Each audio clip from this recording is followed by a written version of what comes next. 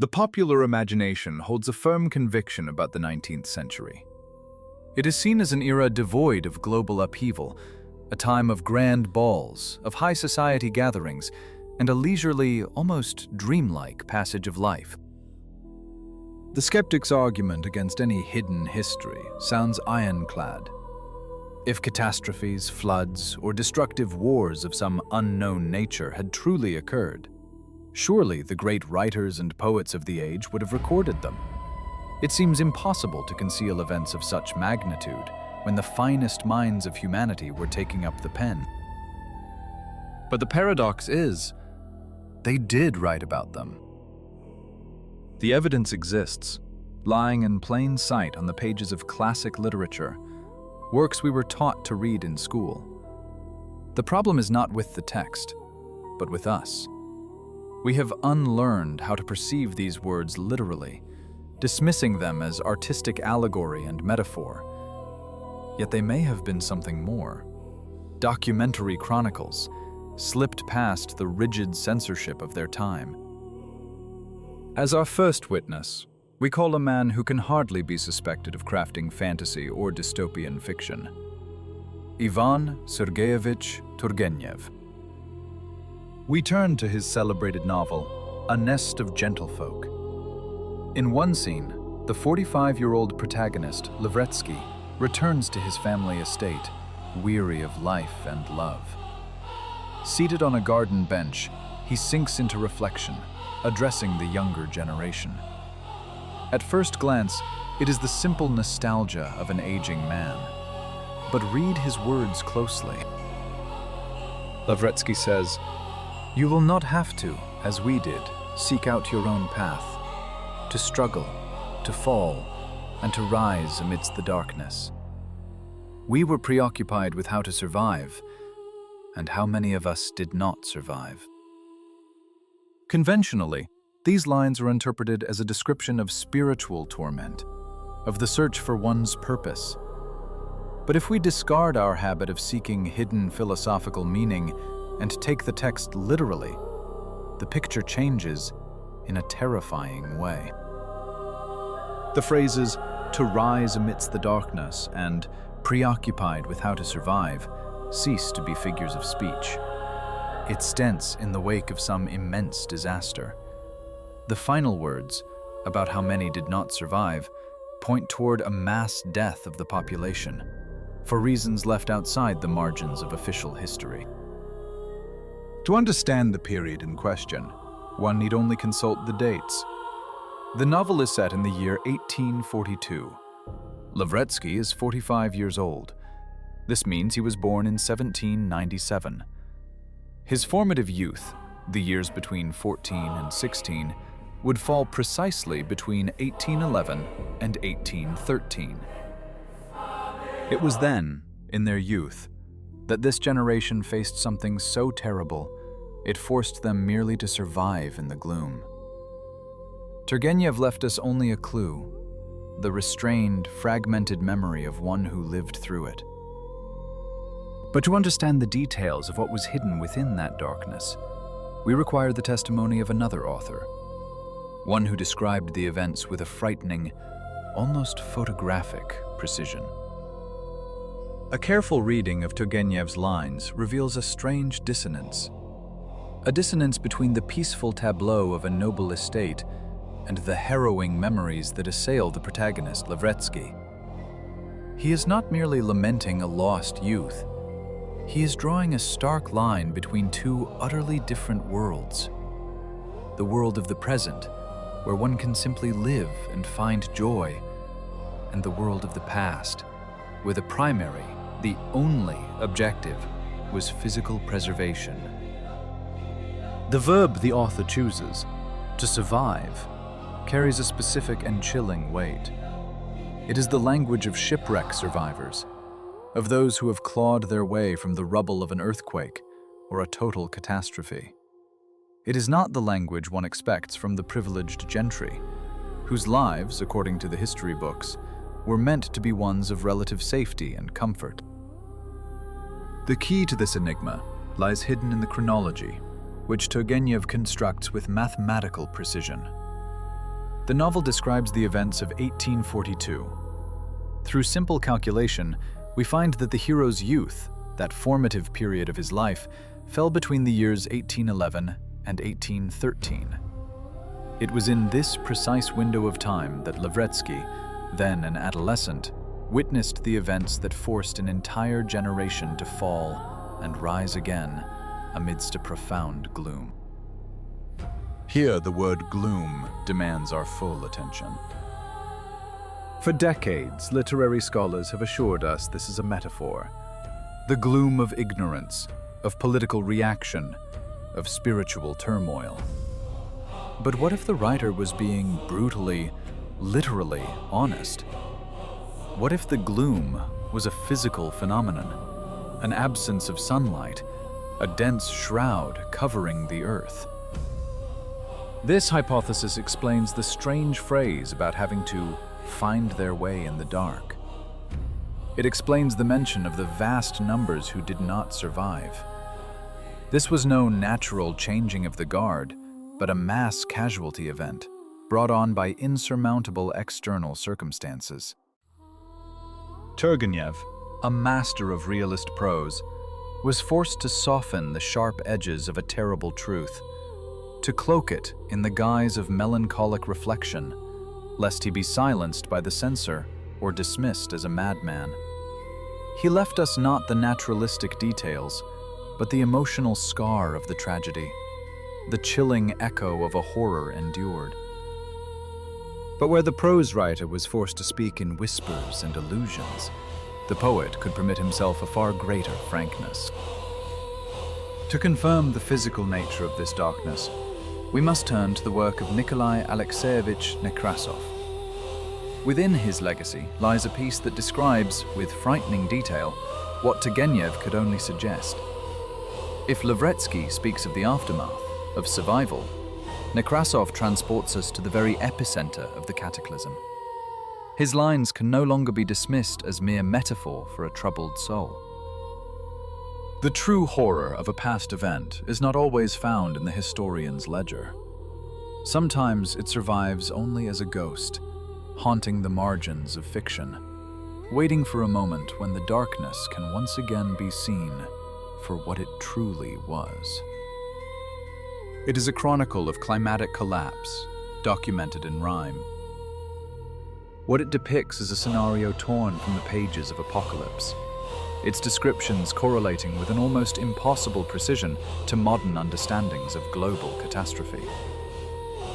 In the year 1874, the poet Nikolai Nekrasov, in his work The Grief of Old Norm, left behind a testament. On close examination, it ceases to be artistic invention and assumes the chilling features of documentary. Where his contemporary, Turgenev, only hinted at a coming darkness, Nekrasov paints a planetary disaster with the unflinching linearity of an eyewitness. Let us listen to the lines that describe the state of the world in those years. The sun forgot how to shine, the bright moon went out, and it was hard to tell the passing day from the wretched night. These are not the words of a passing storm. The poet speaks of a total cessation of celestial light. The sun and moon are not merely hidden by clouds. They have forgotten how to shine. They have gone out. This points to an impenetrable shroud, cutting the surface of the earth off from sunlight. The description of day becoming indistinguishable from night is a classic sign of what modern science calls a nuclear winter, or perhaps more accurately, a volcanic winter.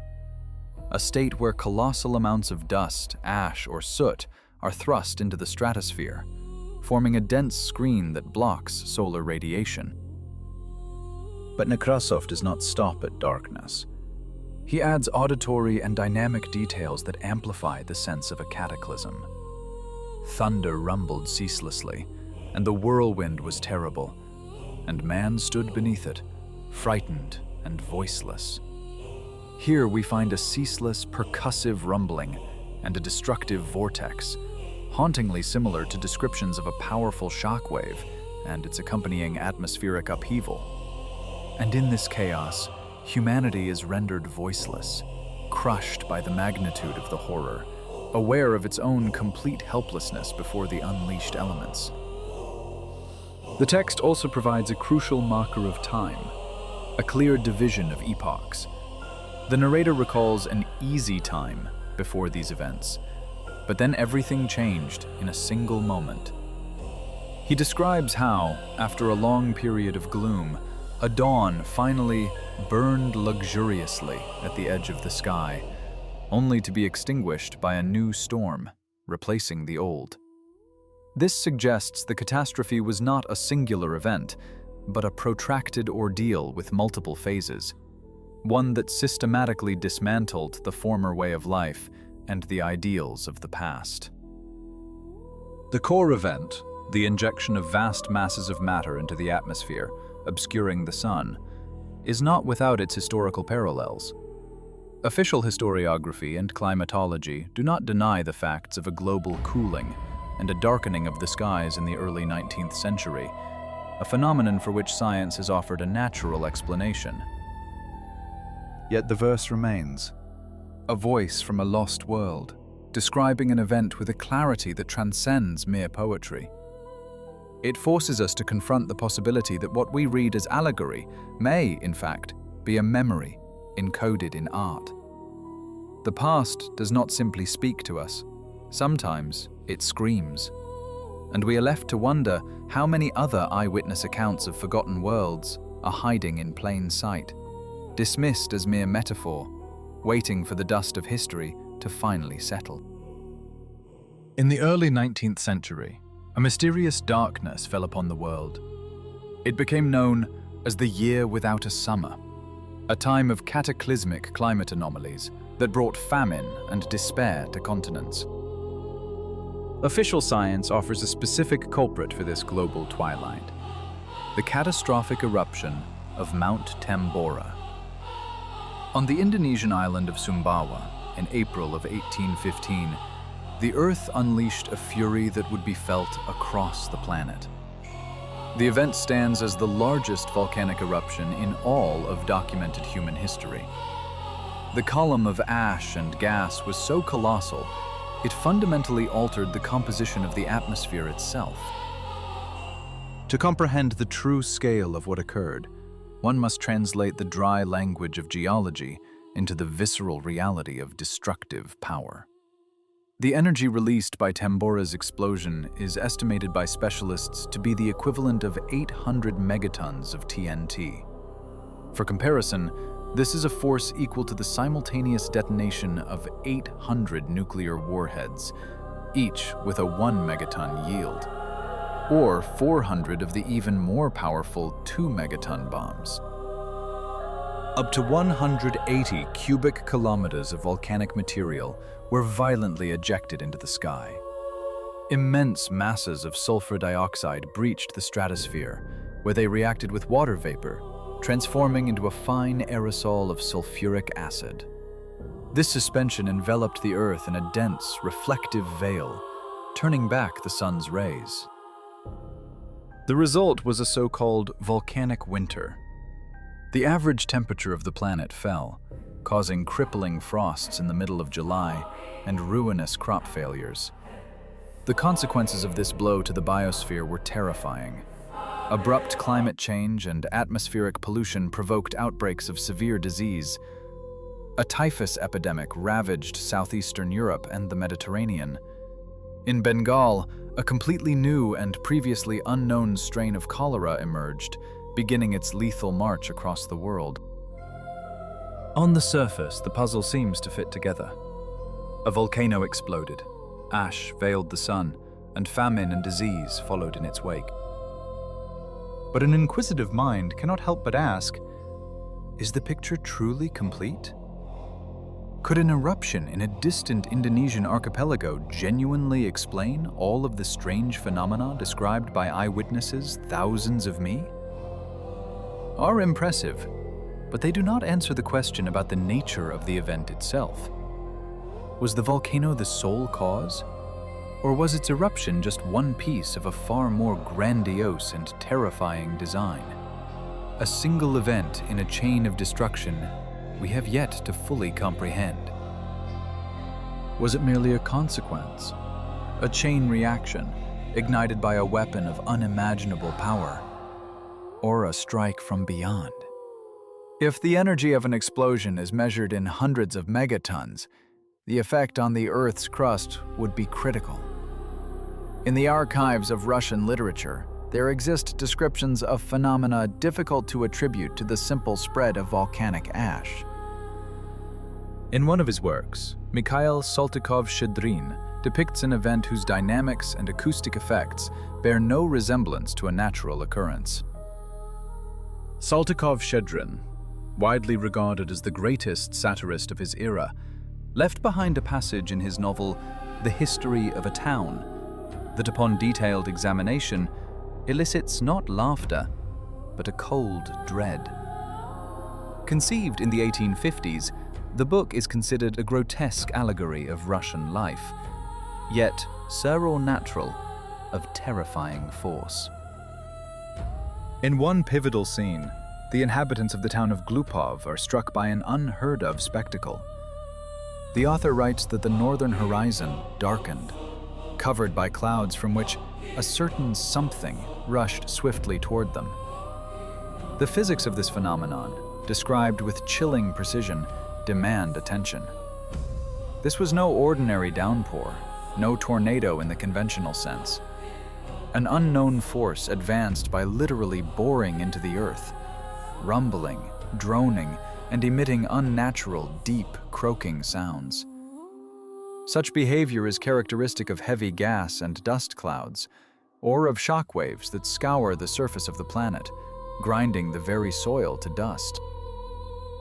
But even more telling is what happened before direct contact. Saltykov-Shchedrin includes a crucial detail. While the force was still distant, the very air in the town began to oscillate. This is the classic signature of a powerful shockwave, a barometric pressure front outrunning the visual edge of the catastrophe. The text states that bells in the belfry began to toll on their own accord. Trees bristled as if in a static charge. Such resonance is the direct result of a powerful infrasonic impact, or a seismic shock. Animals, with their heightened sensitivity to pressure changes and vibrations, were driven mad, scattering across the fields in a panic, finding no sanctuary. The finale of the scene paints a picture of total collapse. The earth trembled, the sun grew dim, and the people were seized by an inscrutable, animalistic terror. The final phrase, satire, but the chronicle of a nightmare endured, a time when the sky turns black in broad daylight and the solid ground gives way beneath your feet. It is easy to dismiss such accounts as the fanciful work of a creative mind, but perhaps some stories are not merely invention. Perhaps, buried in the pages of fiction, are the echoes of a forgotten truth, a warning from a world that was, for a moment, erased. It is a tempting narrative to dismiss the dramatic and the hyperbolic as mere embellishment. Skeptics might claim that such images are only the fevered creations of a turbulent imagination, crafted by writers seeking to conjure an atmosphere of dread. But when literary metaphor finds its direct echo in the dry, dispassionate ink of historical ledgers, it can no longer be ignored. The strange phenomena of these years were not confined to the pages of fiction. They were recorded in documents never intended for a public audience. Evidence suggests that in the very heart of Russia, on the vast and placid Russian plain, the very ground did tremble, and bells rang out, touched by no human hand. The accounts of the great writers, it seems, were not invention, but observation. In the search for truth, we often neglect the unadorned historical summary, believing the deepest realities are hidden in emotional prose. Yet it is precisely within the dispassionate reports of 19th century regional historians that we find facts that defy conventional geology and history. The central Russian upland is an ancient, stable tectonic platform. Here, in the country's core, an earthquake is an anomaly, an event far outside the ordinary. Nevertheless, the documents testify otherwise, confirming that the ground gave way not as a figure of speech, but in the most literal sense. Let us turn to the work of Ivan Fyodorovich Efremov in his historical review of the Tula Governorate, published in 1850. The author, scrupulously recording the events of the past, describes strange subterranean shocks. He notes that perceptible earthquakes occurred from the subterranean forces of fire. One of these is dated the 14th of October, 1802, when the tremors were so powerful that buildings swayed universally and crockery tumbled from tables. An even more unsettling scene was witnessed in Kaluga, Litvin, and Kozelsk, where church bells began to toll on their own, without any human intervention. Later, on the 11th of January, 1838, a similar event repeated itself. The trembling of the earth lasted for nearly a minute. Efremov notes a crucial detail. On both occasions, the oscillations propagated in a distinct direction, from south to north. What could provoke such seismic activity in a famously stable zone? Typically, such effects are the signature of powerful explosions or the impact of large celestial bodies, a shockwave forcing the Earth to shudder for hundreds of miles around. These seismic anomalies are compounded by accounts of preceding atmospheric and fiery phenomena. In his novel Roslavliev, or The Russians in 1812, Mikhail Zagoskin conveys the anxious atmosphere of the era, comparing it to the oppressive feeling before a violent thunderstorm. His characters speak of a premonition, a sense of some distant misfortune. But the most intriguing clue lies in a detail many overlook. A character recalls that in the year prior, a strange cloud had lingered in the sky for an unnervingly long time. The search for truth often leads us to dismiss the whispers of folklore in favor of hard data. But what happens when the data itself begins to whisper? When the earth shudders without cause and the sky offers omens, we are left to wonder if history is merely a record of human affairs, or if it is also the chronicle of a world that, at times, seems to possess a will of its own. In the heavens, an unseen star. Its appearance, described as a comet or a bolide, is accompanied by terrifying chronicles of the aftermath. Cities burned, villages turned to ash, forests vanished in flame. But the accounts speak of something more sinister. In many places, the very earth itself was set ablaze. Consider the phrasing. This is not the language of a simple wildfire. It suggests the presence of temperatures so extreme they could incinerate the fertile topsoil, transforming it into a lifeless, sterile waste. The writer Zagoskin notes this occurred before the official start of the war, before the invasion of enemy armies. The great conflict that followed then may have been merely a consequence, a continuation of a global cataclysm that began with a flash in the sky and a tremor in the earth. The burning cities and scorched territories became the stage upon which subsequent historical events would unfold.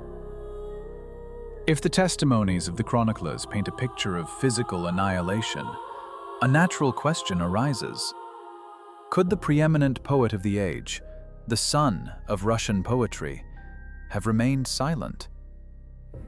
Alexander Sergeyevich Pushkin lived in this time. He breathed this air and witnessed these very landscapes. Could he have said nothing? Of course not. But the legacy that has reached us may have been subjected to a meticulous redaction, concealing the true meaning held within his lines.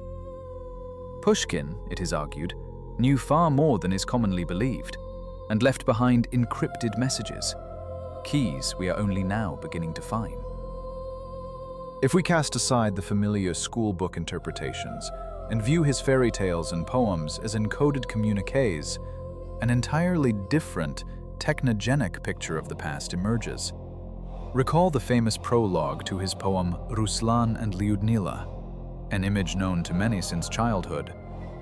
By the curved seashore, a green oak stands. A golden chain upon it hangs. We are conditioned to see a fairy tale forest, but let us apply the lens of technical terminology. What is a green oak? In nature, an oak has brown bark and green leaves. Green, however, is the characteristic color of oxidized copper, of patina. A copper pillar, perhaps a tower, weathered by time. Upon this pillar, a golden chain. Gold is one of the finest electrical conductors. We are left with a description not of a tree, but of a technical device. An oxidized copper core wrapped in a conductive golden wire. The learned cat that walks this chain could be an allegory for a mechanism, a carriage moving along a closed circuit. The very name of this place, Lucomorie, is not a land of fantasy. It is a specific geographical point on ancient maps, a place where today only endless swamps and wastelands extend to the horizon. It is as if a catastrophe occurred at a once developed center, erasing everything from the face of the earth. History, we are told, is written by the victors. But perhaps the truest histories are not written at all, but encoded, hidden in plain sight, waiting for a time when we are finally ready to read them. Whispers of a global devastation find their echo not in stone, but in ink. In the year 1820, the poet Alexander Pushkin penned a work with a telling title, I Saw Asia's Barren Limits. Within it lie lines that resist simple interpretation. The Caucasus' distant land, the valleys scorched. Why scorched? This is no simple metaphor for the summer sun. The word implies the touch of open flame, of a colossal temperature that turned a vibrant world to ash. The poet is not merely crafting an image. He is documenting a landscape seared by an unknown force, leaving a testament to a catastrophe that respected no borders. Yet the words of Pushkin that have reached us may not be his alone. His work was subjected to a relentless censorship, a posthumous editing that could twist meaning beyond recognition. A chilling example is his epic The Bronze Horseman. In rare editions from the mid-19th century, such as a volume from 1857, one can find notes in ink claiming that significant portions of the text were composed or entirely rewritten by Vasily Zhukovsky, the poet's mentor, friend, and official censor. The canonical lines memorized by generations, it seems, are the result of a safe revision, designed to obscure a more dangerous truth. If Zhukovsky was rewriting entire stanzas, what was he trying to hide? Perhaps the original text contained an unflinching description of the St. Petersburg flood's true cause, or a portrait of an empire crippled by a disaster that did not fit the official narrative. We are left with only the tip of an iceberg, its true mass obscured by a fog of state secrecy. And if the very landscapes and natural phenomena were encoded, what of the great political figures of the age? In the light of these emerging facts, even the familiar history of the War of 1812 begins to shift. It is plausible that the name of the Russian Empire's greatest foe, Napoleon, is not merely a proper noun, but another layer in a complex linguistic puzzle, pointing to the true culprit of the devastation. The French emperor's name is known to all, but few have considered its encrypted meaning. In mythology, Apollo is the god of light, the patron of the arts, the very personification of the sun. If we examine the name Napoleon, or its older transcription, Neopolian, a curious construction emerges. We see a connection not to a man, but to a celestial power, a new Apollo. The familiar story of a war between nations begins to dissolve, replaced by the shadow of a far greater conflict. A conflict not of armies, but of worlds. History, perhaps, is not the story of what was, but the carefully curated memory of what survived the fire. A negation and a root word pointing to Apollo. The name itself becomes a clue. Ne Apollon. Not the sun, the absence of the sun. In an age steeped in symbolism, such a play on words may not have been accidental. The invasion of Napoleon could be seen as an allegory, a description of an advancing darkness, a time when the sun itself forgot to shine. In this light, the War of 1812, as recorded in literary monuments and hidden chronicles, may describe something far greater than a military conflict between two empires. It may be the story of humanity's struggle against an encroaching planetary cold. Apollon had come to Earth, and with him, the light vanished. This reframes the famous brutal frosts that annihilated the Grande Armée. Perhaps the cold was not merely a tactical ally of the defenders, but the very essence of the unfolding cataclysm. Viewed through this lens, the words of the poet Pushkin describing the enemy forces take on a chilling new meaning. In his texts, he mentions that Moscow suffered from all manner of rabble.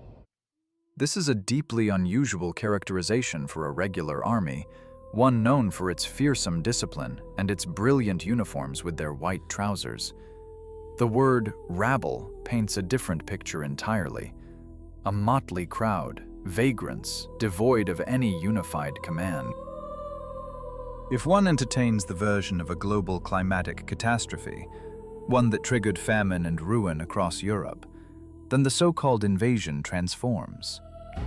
It becomes a desperate migration, a movement of enormous masses of hungry, freezing people fleeing the ravaged territories of the West in search of sustenance, of any surviving lands in the East. They were not marching to conquer, but to survive.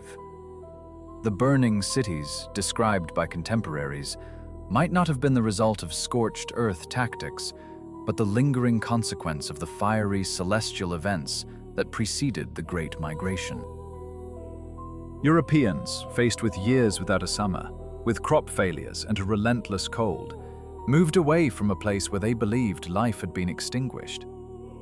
History recorded this event as a great war, but perhaps it was the death throe of a civilization, attempting to escape a total climatic collapse. Suddenly, the puzzle pieces begin to lock into place. War, cold, and darkness become links in the very same chain. And most importantly, this tragedy was not a localized Russian problem. Testimony of a global gloom was not left by Russian authors alone. If one looks to the works of their foreign contemporaries, it becomes clear. The darkness did not cover one country, but the entire known world.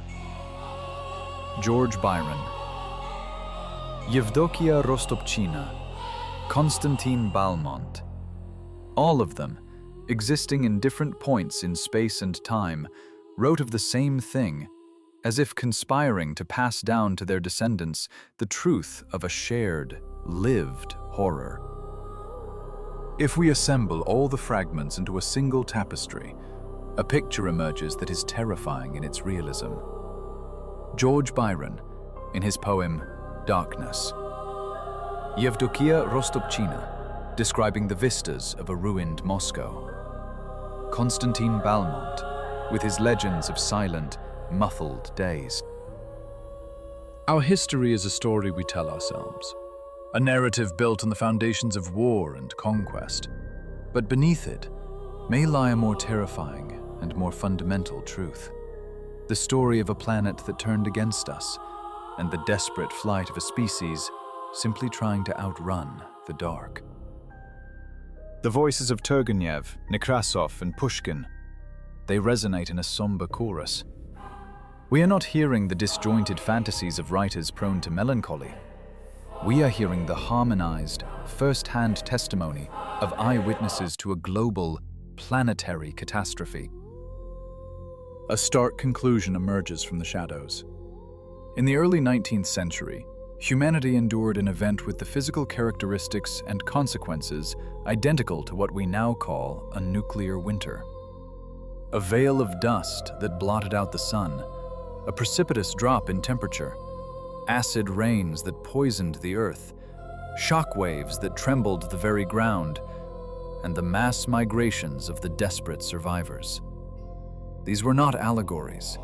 They were the chronicles of a civilization pushed to the absolute brink of annihilation. Official history acknowledges only a sliver of this tragedy.